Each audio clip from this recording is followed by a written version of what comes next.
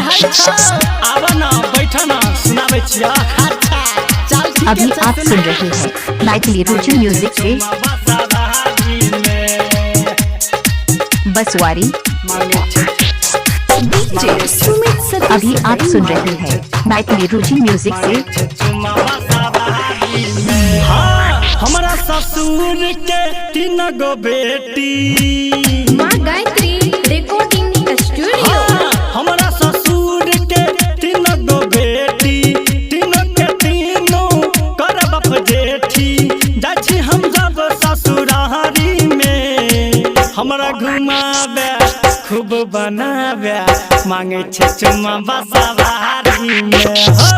हमरा घुमावे खूब बनावे, मांगे छे चुम्मा बसवारी में। हो हमरा घुमावे खूब बनावे, मांगे छे चुम्मा बसवारी में, मांगे छे चुम्मा बसवारी में। अभी आप सुन रहे हैं मैथिली रुचि म्यूजिक से डीजे सुमित सतीश रैमा।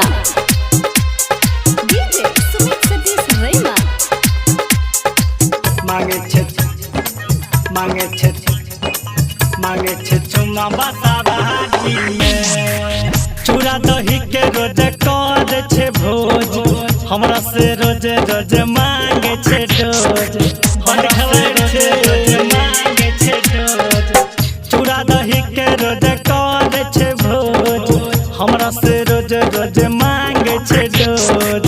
हमरा से रोज रोज मांगे छे डोज। 2 गो साली एगो घर वाली, 2 गो साली एगो घर वाली, प्यार करे छे जब बारी में। हमरा घुमावे खूब बनावे, मांगे छे चुम्मा बसवारी में। हमरा घुमावे खूब बनावे, मांगे छे चुम्मा बसवारी में। हो हमरा घुमावे खूब बनावे, मांगे छे चुम्मा बसवारी में, मांगे छे चुम्मा बसवारी में, मांगे छे चुम्मा बसवारी। डीजे सुमित सतीश रैमा। अभी आप सुन रहे हैं सावरिया म्यूजिक। मांगे छे चुम्मा बसवारी में। हमर कनिया छे सुनरी हो, ओकर बहिन दुनू बनारी हो, ओकर बहिन दुनू बनारी हो।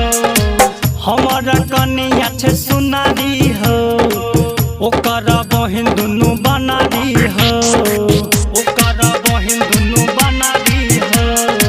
राइटर संतू कहे कमलेश से, राइटर संतू कहे कमलेश से, निक न लागे छे बैसारी में।